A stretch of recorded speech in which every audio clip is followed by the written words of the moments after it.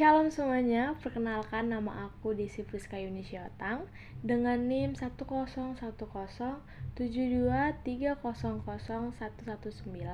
dari jurusan S1 Teknik Telekomunikasi angkatan 2023 kelas 03 Telkom University Jakarta.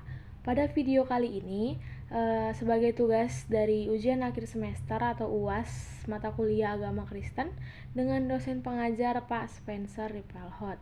Di sini aku mau jelasin sedikit dan kita bisa sama-sama berdiskusi dan belajar tentang materi dari pertemuan pertama dengan judul Allah Tritunggal. Oke, jadi tujuan dari pembelajaran Allah Tritunggal ini adalah agar mahasiswa tidak hanya mengenal konsep Tritunggal saja, tetapi dapat menjelaskannya secara alkitabiah, sehingga iman mereka kepada Yesus Kristus adalah Tuhan itu benar-benar mendasar. Artinya mereka tuh tidak lagi sekedar orang yang percaya, tetapi benar-benar menjadi seorang pengikut Yesus yang mengenal Dia secara pribadi. Nah, Allah yang benar ini adalah Allah yang tidak terbatas. Artinya, Allah yang melampaui segala sesuatu, Allah yang esa, Allah yang tidak ada bandingnya, dan Allah yang menyatakan diri sebagai Allah Tritunggal.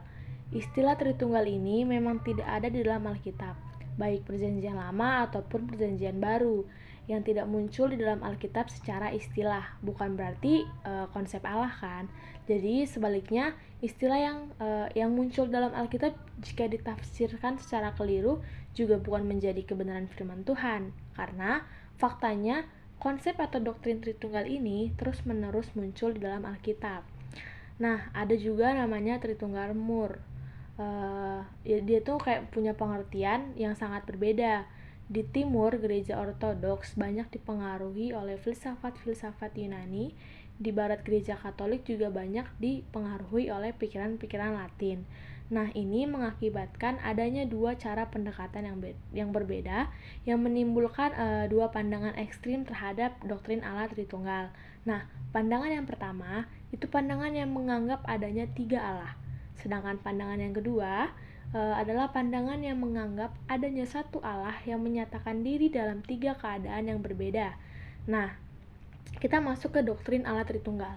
Jadi doktrin Allah Tritunggal ini adalah doktrin monoteisme dan bukan politeisme. Nah, arti dari monoteisme ini adalah percaya hanya kepada satu Allah. Nah, sedangkan arti dari politeisme ini adalah percaya kepada banyak Allah. Nah, doktrin Allah Tritunggal ini termasuk ke dalam monoteisme, percaya kepada satu Allah, Allah yang Maha Esa. Dan Allah yang Maha Esa ini mempunyai tiga pribadi. Jadi pribadi yang pertama Allah Bapa, pribadi yang kedua Allah Anak, dan pribadi yang ketiga Allah Roh Kudus. Nah, tiga pribadi ini bukan berarti tiga Allah, dan satu Allah tidak berarti satu pribadi. Tiga pribadi itu mempunyai sifat dasar atau esensi yang sama, yaitu Allah. Allah Bapa adalah Allah, Allah Anak adalah Allah, dan Allah Roh Kudus adalah Allah. Namun, ketiganya memiliki satu esensi, yaitu esensi Allah. Maka, ketiga pribadi itu adalah satu Allah. Oke, prinsip yang pertama, Tuhan itu Esa. Ada tertulis di Kitab Ulangan 6 ayat keempat yang isinya, dengarlah hai orang Israel, Tuhan itu Allah kita, Tuhan itu Esa. Nah, kata Esanya ini dalam bahasa Ibrani adalah echad, yang artinya bukan satu atau tunggal, melainkan kesatuan. Nah, prinsip yang kedua, Alkitab menunjukkan berkali-kali tentang Tuhan yang Esa dengan tiga pribadi, Bapa, Anak, dan Roh Kudus. Ada tertulis di kitab Matius 28 ayat 19 yang isinya, karena itu pergilah, jadikanlah semua bangsa muridku dan baptislah mereka dalam nama Bapa dan Anak dan Roh Kudus. Prinsip yang ketiga, Bapa bukan Anak, Anak bukan Roh Kudus bukan Bapa, tapi mereka adalah sama-sama Tuhan. Prinsip yang keempat atau yang terakhir, eksistensi Tuhan dalam doktrin Tritunggal tidak dapat dijelaskan atau digambarkan secara akurat dan tepat dengan ilustrasi apapun. Misteri, tapi dia tidak absurd. Oke, jadi kesimpulan dari materi kali ini adalah yang pertama, Allah kita adalah Allah yang Esa. Kita tidak menyembah tiga Allah, namun Allah eksis dalam tiga pribadi yang berbeda.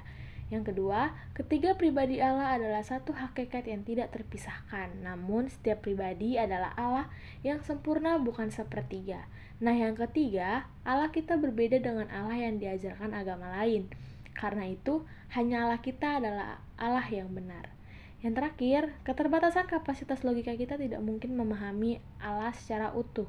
Namun, hati dan pengalaman kita membuktikan Allah Tritunggal nyata, menyelamatkan dan menyertai kita dalam kehidupan ini. Oke, mungkin ini hanya ini yang bisa aku sampaikan. Kurang lebihnya aku minta maaf untuk kesalahan pengucapan dari ketidaksengajaanku. Terima kasih banyak. Shalom, Tuhan Yesus memberkati.